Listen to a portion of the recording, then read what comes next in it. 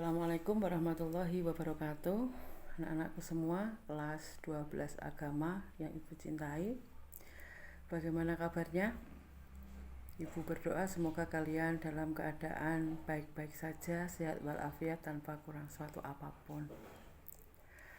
Mari kita senantiasa berdoa semoga pembelajaran daring tepat berganti dengan pembelajaran luring atau pembelajaran tatap muka. Karena anak kelas kita hari ini adalah akidah akhlak dengan materi akhlak tasawuf. Akhlak tasawuf untuk bab 1 kita akan membahas tasawuf amali dan tasawuf falsafi.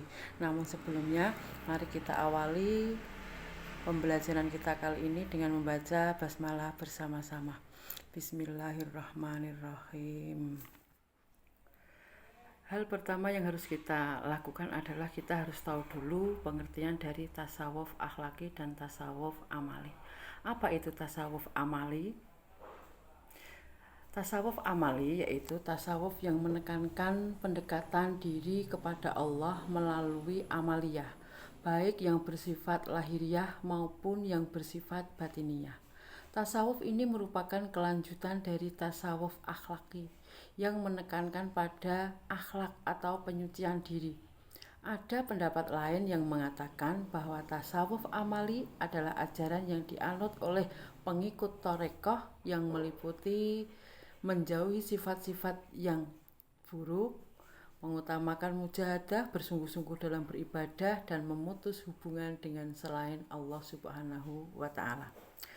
Apabila dipandang dari sudut amalan dan ilmu yang dipelajari, terdapat 4 aspek yang harus dipelajari dalam aliran tasawuf amali. Apa itu 4 aspek? Yang pertama adalah syariat, 2 thariqah, 3 hakikat, dan yang keempat adalah makrifat. Yang pertama syariat. Apa itu syariat? Syariat itu berasal dari kata syara'.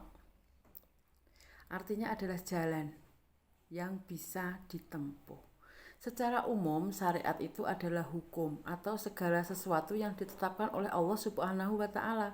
Tetapi yang dimaksud para sufi di sini, syariat itu adalah segala hal yang berhubungan dengan amalan lahiriah yang mengatur segala urusan muamalat mengenai hubungan manusia dengan manusia atau hubungan antar manusia tanpa menyentuh aspek batin. Itu yang dimaksud syariat di sini. Bagaimana para sufi atau para salik berhubungan dengan salik lainnya, yaitu diatur dalam syariat. Yang kedua adalah thariqah. Apa itu thariqah? Thariqah secara bahasa memiliki makna metode atau jalan.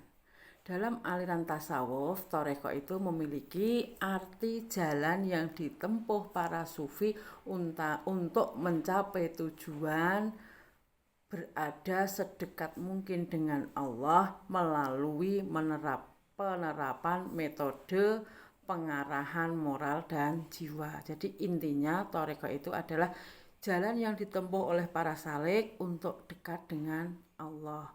Jadi jalan antar satu thariqah dengan thariqah yang lain itu berbeda-beda tergantung pada thariqah mana yang mereka ikuti. Begitu nggih. Selanjutnya adalah hakikat. Hakikat itu secara bahasa artinya adalah al-haq, kebenaran. Secara garis besar, hakikat itu merupakan ilmu yang digunakan untuk mencari kebenaran sejati mengenai Tuhan. Hakikat dalam ilmu tasawuf didefinisikan sebagai amal batiniyah yang merupakan amalan paling dalam dan paling akhir dalam perjalanan para sufi. Itu adalah hakikat. Yang terakhir nomor 4 itu adalah makrifat. Apa itu makrifat?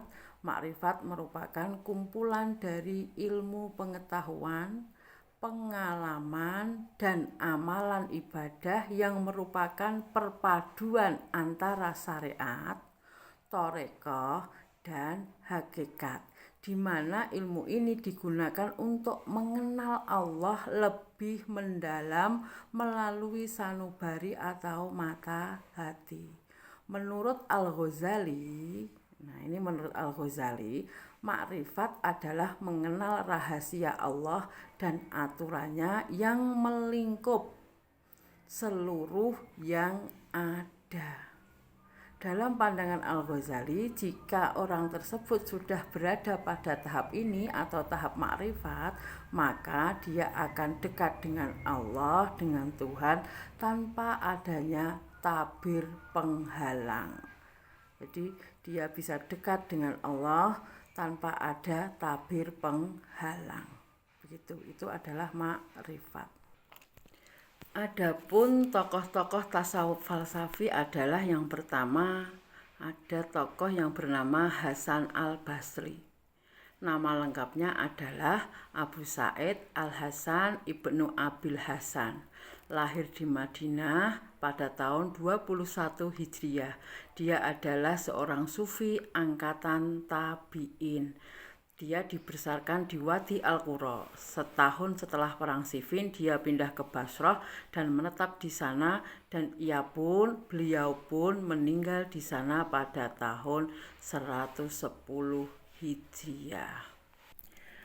Ajaran yang dikenal atau yang terkenal adalah zuhud, khauf, dan roja. Ya, ajaran Hasan al-Basri yang terkenal adalah zuhud, khauf, dan roja. Dasar pendirian yang paling utama adalah zuhud terhadap kehidupan duniawi, sehingga ia menolak segala kesenangan dan kenikmatan yang bersifat duniawi. Dr. Muhammad Mustafa Helmi, guru besar filsafat Islam dalam Fuad University, mengatakan kemungkinan bahwasanya zuhud Hasan al-Basri yang didasarkan pada rasa takut ialah karena beliau takut akan siksa Tuhan dalam neraka. Hasan al-Basri mengumpamakan dunia ini seperti ular, terasa mulus kalau disentuh tetapi racunnya dapat mematikan. Oleh karena itu, dunia ini harus dijauhi serta kenikmatan hidup duniawi juga harus ditolak. Itu gambaran ajaran dari Hasan al-Basri yang mengedepankan ajaran khauf, zuhud, dan roja. Tokoh yang kedua adalah Robi'ah al-Adawiyah. Beliau adalah sufi wanita. Nama lengkapnya adalah Robi'ah al-Adawiyah binti Ismail al-Adawiyah al-Bashariyah. Juga digelari dengan sebutan Ummul Khair. Dia lahir di Basrah tahun 95 Hijriah. Disebut Robi'ah karena dia adalah anak keempat dari keluarga Ismail atau ayahnya. Dikatakan sejak masa kanak-kanak dia telah hafal Al-Quran dan sangat tekun dalam beribadah. Hidupnya juga sederhana. Adapun ajaran pokok dari Robi'ah al-Adawiyah itu adalah al-mahabbah atau cinta. Bahkan dia dikenal dalam dunia sufi adalah orang yang pertama mengajarkan konsep al-hub dalam tasawuf. Hal ini barangkali ada kaitannya dengan kodratnya sebagai wanita yang berhati lembut dan penuh kasih. Rasa estetika yang dalam berhadapan dengan situasi yang ia hadapi pada masanya itu.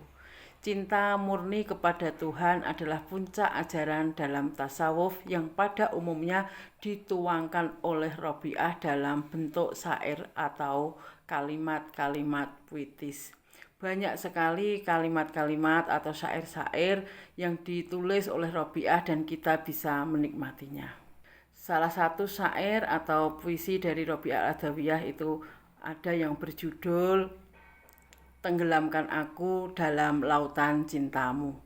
Bisa kalian simak, kalian tulis itu di Google, kalian cari. Itu adalah puisi karya Robi'ah al-Adawiyah dalam mengungkapkan cintanya kepada Allah Subhanahu wa Ta'ala. Tenggelamkan aku dalam lautan cintamu. Nah, itu kalau yang mengatakan itu adalah orang yang disenangi atau orang yang difavoritkan, itu pasti kalian sudah kelepek-kelepek itu. Tokoh sufi atau tokoh tasawuf amali yang ketiga adalah Dhunnun al-Misri. Nama lengkapnya adalah Abu Al-Faidi Thauban bin Ibrahim Zunnun Al-Misri Al-Akhimini Al-Qibti. Dia dilahirkan di Ahmin, daerah Mesir.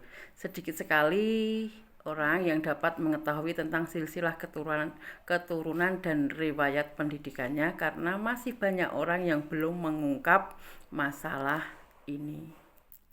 Jasa Zunnun Al-Misri yang paling besar di dunia tasawuf adalah beliaulah yang menemukan atau yang memberikan atau yang meletakkan dasar tentang makomat atau jenjang perjalanan sufi menuju Allah. Pasti kalian masih ingat ya tentang makomat. Nah itu makomat itu adalah tahapan-tahapan atau jenjang makom yang dilalui oleh para sufi untuk menuju dekat atau menuju Allah Subhanahu wa Ta'ala. Di samping itu, dia juga yang menjadi pelopor atau doktrin atau ajarannya berupa makrifat. Jadi ajaran dari Zunnun Al-Misri itu adalah al-makrifat, yang intinya adalah membedakan antara pengetahuan dan keyakinan. Dia membagi 3 kualitas pengetahuan, yaitu yang pertama, pengetahuan orang yang beriman tentang Allah pada umumnya, yaitu pengetahuan yang diperoleh melalui pengakuan atau syahadat. Yang kedua adalah pengakuan tentang keesaan Tuhan melalui bukti-bukti dan pendemonstrasian ilmiah. Dalam hal ini merupakan milik orang-orang bijak, pintar, dan terpelajar.